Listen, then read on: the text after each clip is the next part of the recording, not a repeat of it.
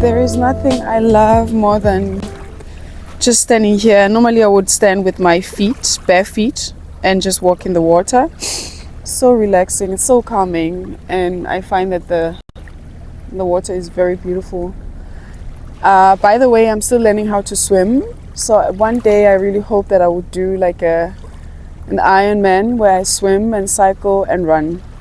But that's a goal. Sanmonani, my name is Zozo. I am 48, and on this channel you can expect promises, 50 promises that I have written down and I am keeping to myself by acting on them and achieving them. And you can also expect fashion ideas and outfit of the day and how to style one piece in different ways. And you can also expect lifestyle where I'm out running, attending events. On today's video, it's a personal one. I just want to reintroduce myself, one, and secondly, I just want to say thank you to whoever that's following me. I've noticed that I've gained around 138 subscribers. That is huge, guys. That is huge for someone who's a beginner, who is always fearful of posting, who's always second guessing, who's feeling like, you know, everyone else's videos and whatever they're sharing out there is amazing. And I'm, you know, so yeah, I'll get back on that. A little bit about myself. My name is Zozo. I was born and raised in South Africa, and I'm 48. I'm a mother to two youngsters, 23 and 17. My background, I am an educated professional dancer. And from there, I switched to studying teaching. So I used to be an educator for 7 years, middle grade. And I taught English, physical activity because of my dance background and music. So I came to Copenhagen as an exchange student. I live in Copenhagen. Copenhagen has been my home now for over 25 years. And it's home away from home. You know, I've grown to love the place and appreciate its plus and minuses, just like I would if I was living in Joburg. You know, there's pros and cons. And what I love about living in Copenhagen is the summers. The summers are just a different. When you're in Copenhagen, summer it's a different country, and in winter, winters can be hard, especially for dark-skinned people. And 3-4 years ago, I suffered a burnout, a very serious one. I actually thought I was having a stroke, and that meant that I had to quit my job. I ended up being fired because I wasn't well enough to return as they wanted me to, you know, immediate effect. And in between that, I've been teaching yoga and dance and creating my own wellness events. I'm still figuring out what is the next thing at 48, and I don't want to be a school teacher anymore because I know that it's a very stressful environment, and I think where I have been mentally and physically, I am very prone to stress. So I need to be always conscious and aware of my surroundings and the working environment. If it's a stressful working environment, I think that will just, you know, tip me over, if you can say it like that. So that is a bit about me. What do I love? I love to dress up. I love fashion. I'm a Libra. I love to dress up. I love to travel. I love to meet people. I love to connect people. I love to share people with other people. I love moving my body. So I was an Essex Frontrunner ambassador for 5 years and just promoting movement in the community, especially for Black and brown women. And I love anything that is visually creating, you know, visual pleasing things. I used to photograph, and I still consider myself a photographer, where I was documenting Black people in the, you know, in white spaces, and like just documenting their immense beauty and diversity, you know. And I still hope to go back and do that. And yeah, that's a little bit about me. And if there's anything that you think you are missing, you'd love to know, please don't hesitate. And of course, it's within, you know, limits, what I can share with you. At the same time, I just want to say that I feel that the vows that I've created are sort of a commitment into showing up on YouTube and first of all, showing up for myself. So to know that there are actually people, the number of people that are following me, have subscribed and follow my content has grown from maybe when I started it was like, 30, and then it went to 50. And then at some point when I checked, it was 100. And it just recently I checked, I thought it was 118, and now I realize it's 138. Guys, yazini, in Zulu you say, you know what, yazini, I have no words, because I know compared to someone who's been doing this for a very long time and they have a lot of subscribers and they get a lot of views and they're, earning money and all that, it's nothing compared to that. But I am comparing myself to my own journey as to my yesterday and my day before yesterday and the year before, and when I first started and I was too scared and then I stopped and I didn't realize that I just needed to show up and I just share whatever that I was sharing. And if I was happy and I was joyful sharing it, that sometimes could be enough for people to really follow, because either they love the energy or they love what I'm sharing, or both. But you live and learn. So now I know that I'm not driven by, the likes and the comments and everything, but I really, really am like, I'm humbled to know that there are people who take their time to click and like, or take their time to look at my content, or even take their time to subscribe, So I just wanted to say to whoever that you are one of those 138 subscribers, and those that also come by, haven't subscribed yet, and sometimes like, but haven't subscribed, I really, really, really see you. Ngiyakubona, I appreciate you, ngiyabonga, and magwande, may it expand. That's what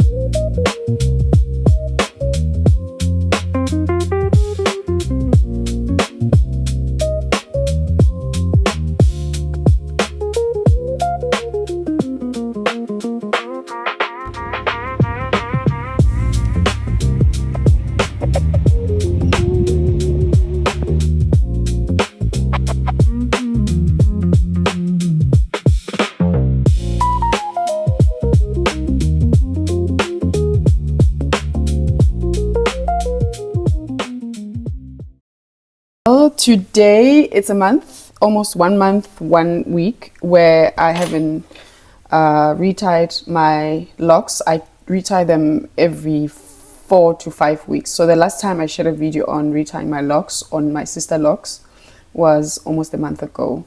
Guys, I don't know what's happening with me hormonally.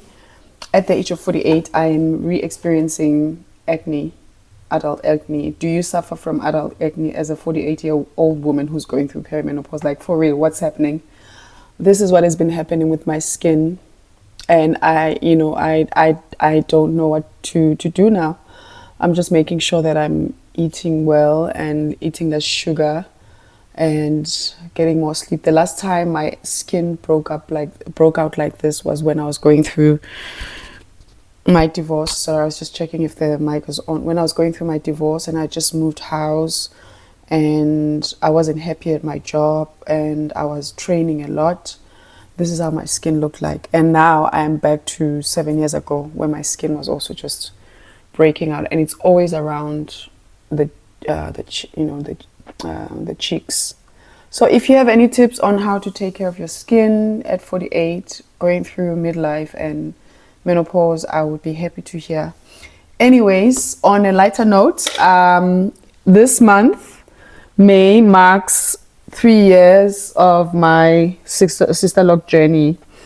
I think on the first video I shared that I had been looking at sister locks for years, but I just knew I couldn't afford them at that time. But at the same time, it was my goal, to have them done the minute I got money, and I did get money. And I don't know if you've noticed, but I have shared on my other videos that I am on this journey of 50 vows of commitment to myself, committing to myself, because I noticed that as a mother and as a woman, I've been conditioned to take care of everyone else and put myself last. Even if it's things that bring me joy, I would always sacrifice myself in making sure that my kids get the best, and it doesn't matter if I don't get. But the last 7 years, what my divorce has taught me is self-neglect in the name of,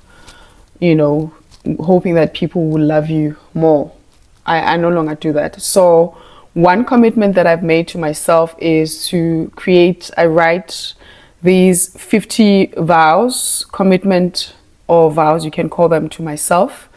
And I say 50 because next year I'm turning 50, and I feel like it's a milestone, and it gives me something to look forward to turning 50, knowing that whatever that I'm doing, that I've been doing the past couple of years, but more intentionally this last year before I turn 50 next year. I'm turning 49 this year. Next year I'm turning 50, that I am intentional about pouring into myself, improving myself, investing in myself, and just self. And someone might say it sounds very selfish. I don't think so. And why I'm saying this, all these commitments, and one of the vows that I wrote during the course of before I had my sister locks, was to invest in myself. And I had invested in myself by paying for my yoga teacher training, having my sister locks done, traveling more, buying myself expensive pieces if I like them, and what I call investment pieces. So my sister lock journey has also been part of a self-investment. And yes, this month, and on the 27th of May, marks 3 years of my sister lock journey. And what I can share with you is, I think I shared the pros and cons in the other video. And on this video, I'll also repeat that the pros are that it's your natural hair. I've been wearing my natural hair for more than 25 years, 27 years, as long as I've been in Denmark. It's a journey that I've loved, because I've tried so many different hairstyles. But at some point, I also realized that not all hairstyles were healthy for my hairline. And before I had my sister locks, I actually had an afro. And what I noticed was that, as you grow older, your hair, the front of your hair, the hairline becomes slightly thinner. And this is where a lot of Black women start getting like bald spots. And I was like, I need to take care of what's left of my hairline, because if I continue on this journey of these different hairstyles, sometimes we call them protective hairstyles, but yeah, depending on how tight they are, that you actually lose a lot of hair. I decided to do sister locks, and I had the money at that time, and I was like, you know what, screw it, I will do it. And I had to pay a woman to come to Copenhagen, and she stayed here for 2 nights. And you know, I was just like, I'm in, I am committed, this is for me. And like I said, if you have done sister locks, or you know someone who's done sister locks, it took me 27 hours, and this was in 2 days. But it was such a beautiful experience that even though I sat and she stood doing my hair, it was such a therapeutic moment, a healing moment, a moment of connecting with this beautiful Black Kenyan woman, and also just feeling taken care of, you know, like almost paying someone to take care of you and making you feel beautiful. And of course, what I can tell you is that the first few months of your sister locks, after the results, they're not pretty. Your hair looks very thin, and you just look like you're just recovering from whatever hair loss. But if you trust in the journey, as soon as your hair starts, you know, like falling into place, and even if you have thin, low density hair, I mean, you give it like 6 months, you see the difference. And your hair gets bouncy and gets more weight, you know, because now it's like settling. And I honestly enjoyed my journey from the beginning to now, you know, when my hair was shorter, to now where my hair is even heavy. And my daughter looked at my hair the other day and said, "Mom, your hair is really long." And I said, "Yes," and it's really, really gray. And I am sort of impatient with just having my hair just turning gray. I don't know if I want to color the gray. I just feel like I'm okay, you know, having gray hair, but let's see. I might feel different tomorrow. Like right now, I don't want to do Botox, but who knows? Maybe I might change my mind. So never say never. But sister locks are an investment. So those are the pros. It was such a beautiful experience, and I'm still loving the journey. And even the reties, I can sort of plan, you know, like when I do reties, I put on like a weekend for myself, which is almost like a self-care weekend where I'm just Netflix, sitting in front of the light in front of my door, and because I need a clear view of what I'm doing with the lines and everything. And yeah, and then I do it. And what I can tell you is the cons of doing your reties is that sometimes you interlock your locks. That happens. And if you are really particular about the grid, then you should get a loctician. But where I am, it's not possible. And I could have someone do it for me, but I will still have to pay, because if I spend a whole day retying my locks, that person would probably spend a couple of hours. And if you live in Copenhagen, you know that it's expensive. So I've invested in myself, but I'm not sure I'm able to invest in the upkeep in the same way, because I also love doing my hair. And I also want to make sure that if I mess up, it's my own fault, you know, it's not somebody else's, and I can sort of deal with the disappointment. So those are the cons of doing your own reties. And the other cons is that if you do the same hairstyle where there's a lot of pulling, you notice that some of the locks start thinning in the middle and are ready to break. And I've noticed that, not that I do tight hairstyles, but once in a while I like to do like cornrows. And even though I don't make them tight, but because they're already, you know, mine are done, you know, you can see they're not like the traditional locks where they're thick. And even traditional locks break. My son have traditional locks, and sometimes they break if they get tension around the same area each time, then they start thinning. So that is the thinning, and that can be a bit heartbreaking, especially if you've retained length like this much, and all of a sudden, you know, the break is happening there instead of here, which you could sort of trim. So, and I'm still learning the technique on how to repair if that happens. But now what I do normally is just to leave them loose. But then the other disadvantage is that when they're loose like this and I carry a bag, they always get stuck, you know, like on my bag and things. And so what I've also noticed is the damage that happens at the ends. But I think that is okay. I can better deal with this damage than the damage that happens here, because that's a lot of, yeah. So those are the cons. And Do I style my locks? Do different styles? No, I actually just prefer them to be, you know, if I do, I would put them away like this. And then of course, if I'm going out, sometimes if I'm running, I would put them in like a half ponytail. And then I would also like braid them while they're damp and then sleep on the braids, like very loose braids. And then just to give them a bit of bounce and curls. But honestly, I love them in a middle part. I just think, love them when they fall, you know, down. I'll show you some pictures. And I also do love a side part, you know, just to add a bit of, you know, surprise and sexiness. Yeah, so now I am actually almost at the end of my retie. I'm missing this part here and this part. And how do I approach my retie? I mean, it depends on what day I'm having, and I can start from the back, just put it in a ponytail and then open, you know, line by line. I use the tail comb, so I just go, and I feel that also helps to maintain the grid, to keep the line. Otherwise, you know, all the small, as you can see, all my gray hairs, they get stuck, you know, they web into the other locks. So this sort of helps. I need to do like a deep cleanse on my scalp after this. And then I also use a brush, an old toothbrush, where I brush the small hairs, making sure that I'm removing, you know, everything stay where it's supposed to be. And then I use like a container of some, this was from Essence. I bought something from Essence, I think. And then I just use this to spritz the water. And I spritz water every morning when I wake up, especially around the ends.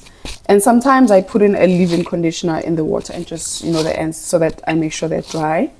And I wash them once a week and sometimes twice a week if I've been out for my swimming practice, because I don't like chlorine in the water. And now I have to be better at doing the vinegar method to make sure that my scalp doesn't get dry and flaky. And another friend has recommended me to use like a scalp serum, which I feel like it helps. But I also try not to put a lot of products, because I also want to avoid the buildup, which does happen even when you have sister locks, but it's not as bad as when you have, you know, the traditional locks. I noticed that when I do my son's lock, it almost gets trapped, you know, the hair oils and everything, it gets trapped in the beginning of the locks.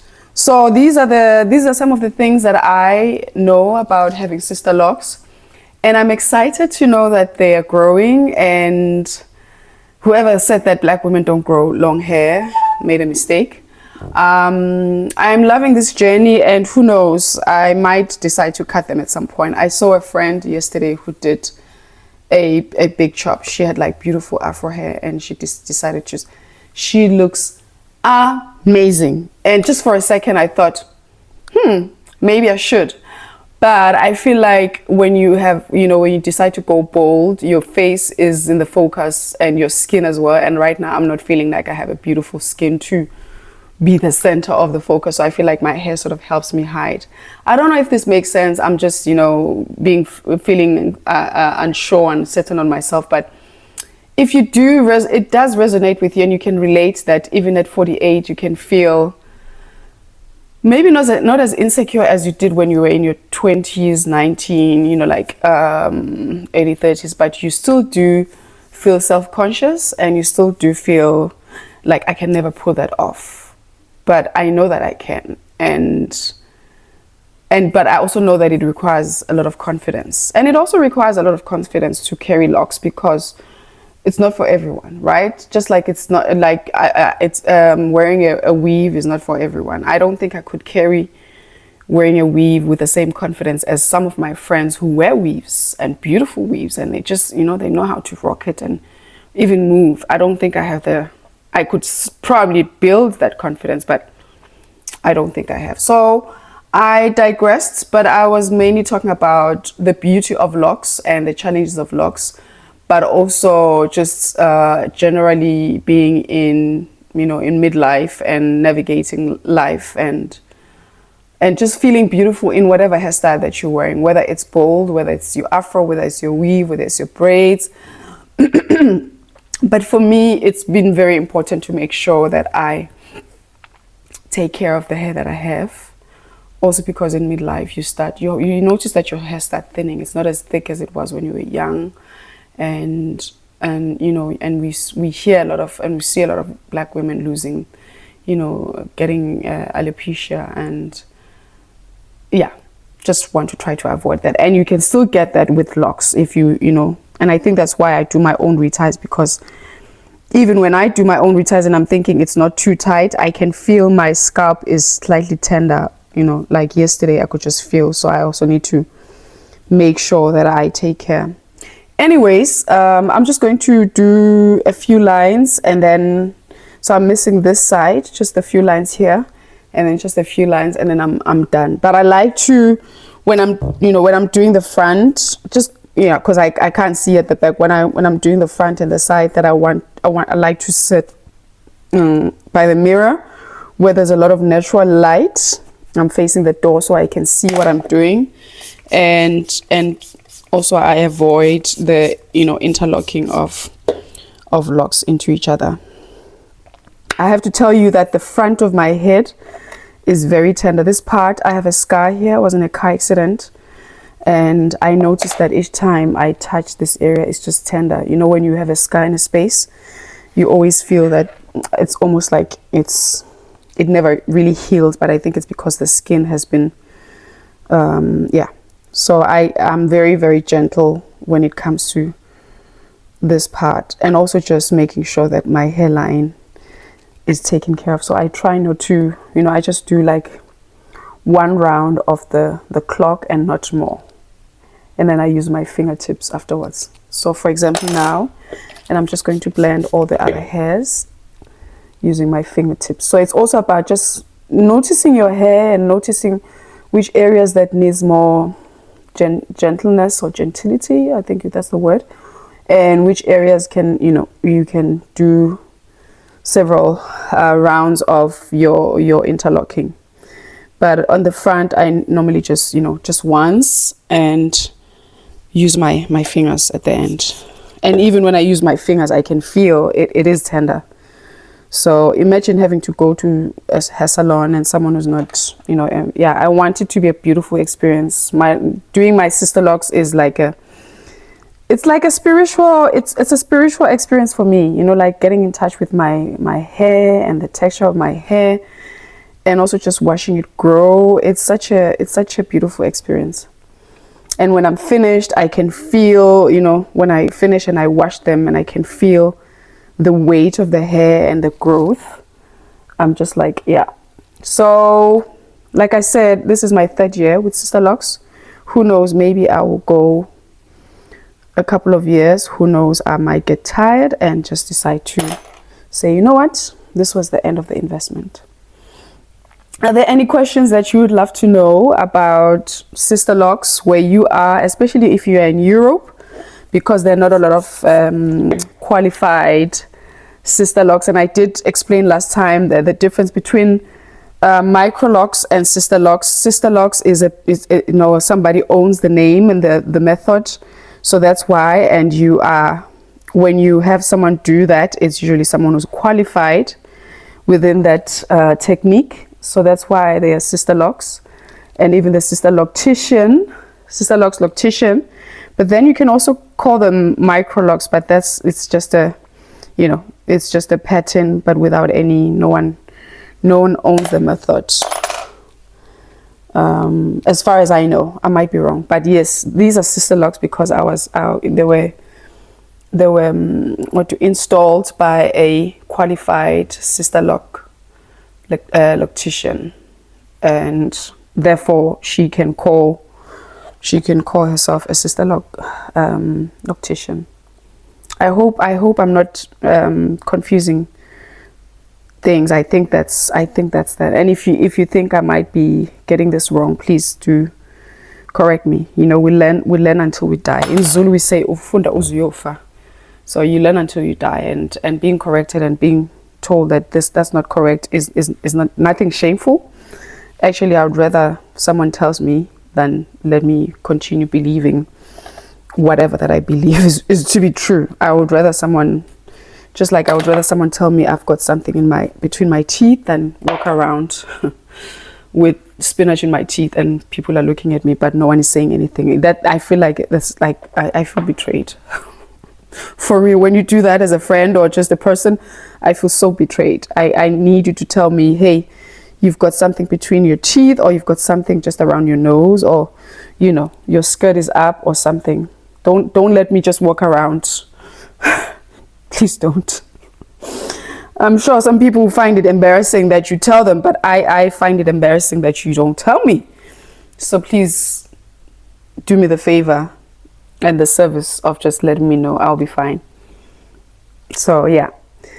So as you can see, I don't know if you can see, like how some are like very thin. So it's all about just making sure you're taking care.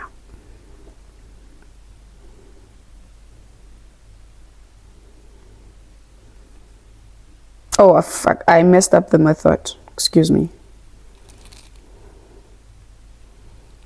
And that happens. I don't remember if I went clockwise. Now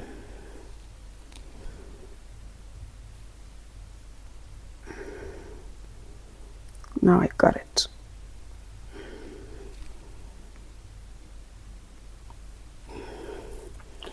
There we go.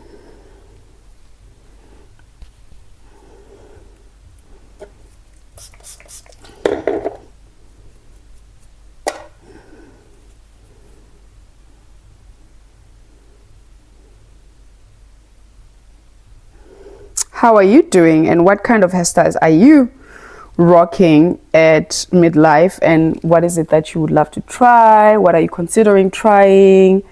Do you like the hairstyle that you're wearing? What are the pros and cons of your hairstyle? Do you find any limitations? What is it that you're looking for to try as the next thing? I mean, if I have to try something drastic, it would be to shave everything off and just go bald. I think that would be the next one. And then the next will be to color my hair while I'm still bald, go blonde. I've seen a YouTuber, content creator from the United States, and her name is Angie Michelle, I think. And I just love, she looks divine. I could do that, but also because she's got this beautiful goddess like brown skin, so the gold, the blonde against her brown tone skin is just so that I could do. That could be something that I once in a while fantasize about, that if I cut my locks, I would literally just go, or maybe if not blonde, I would do like a copper, like a gray, silver gray, because I am actually looking forward to having more gray hairs instead of just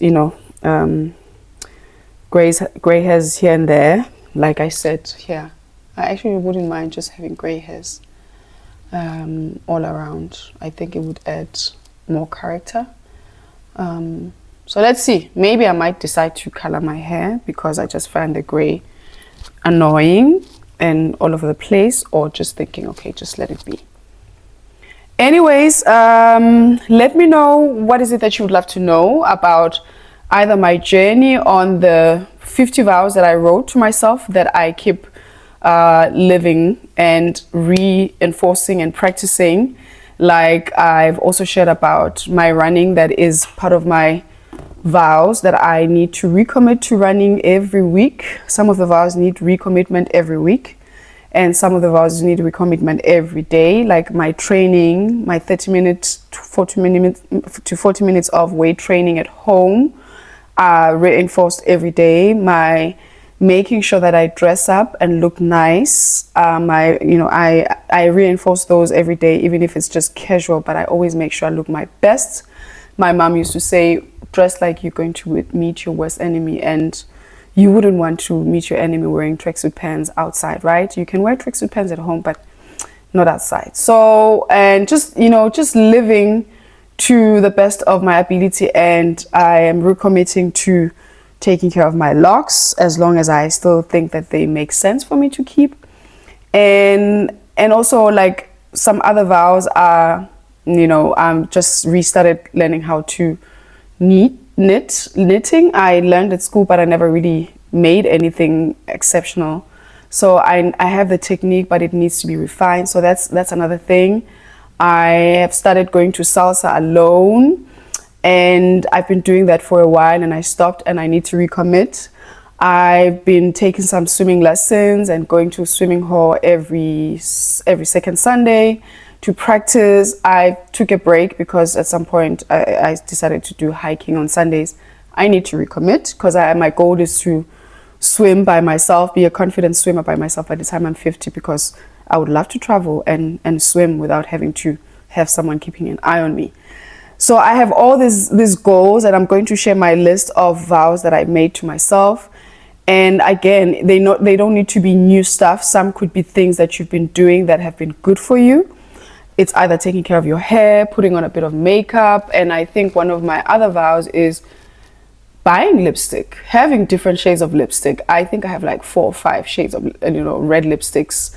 But my favorite is MAC Ruby Woo. Is just a classic I always go to. And even when I go for a walk in the morning or a run, social run, people are like surprised. This woman, I just wear lipstick. And when I do races, I wear lipstick because, hello, I am running for me. And if lipstick makes me feel joyful, plus running the 21K makes me feel joyful, this combination of these two makes me feel even more amazing. So it's just doing the things that makes you feel amazing and forgetting about what everyone else thinks. So, but I will share my lists. My 50 lists of vows or promises that I am making to myself, that I will recommit to them, and that I would go back to improve, and also maybe new skills that I need to learn, like, voice training, public speaking, that sort of thing. So what are the things that you would love to be better at? What are the things that you would love to commit to yourself, where you don't have to think about anyone else? Would you be willing to share your list of things? And it doesn't have to be 50. It's, for me, 50 is symbolic because I'm turning 50 next year. But it could be just 5 things that you commit to yourself in making sure that you show up. It could be drinking water every day. Could be, eating healthy. It could be taking walks in the evening after your meals. It could be, calling a friend every now and then when you're feeling, you need to connect, especially if you're single. So I look forward to hearing what are some of those things that you would love to commit to as a promise to yourself or as a vow to yourself. Like we vow to, for better or worse, to another partner. What could be those vows that you make for yourself? For better or worse, I will show up. Even when I'm in tatters, I will show up for myself. And showing up means that I will remember to rest when I feel like it. I will remember to say no thank you. If the energy doesn't align, I will remember to pull back when I feel that people are just taking and not reciprocating. It could be vows that I'll remember to put myself in spaces that make me, feel seen and valued, and being around people that appreciate me. It could be anything. It really doesn't have to be about skills. It could be about your self growth. It could be about your personal growth. It could be about emotional growth, financial growth, whatever. Share with me your lists of things that you vowed to yourself, and let me know if this video of me retying my hair and just talking, sharing some wisdom, throwing some gems, if you find this valuable, and like what is it that you would love to share with me. Remember to like, comment, and share. Until next time, and thank you for following me.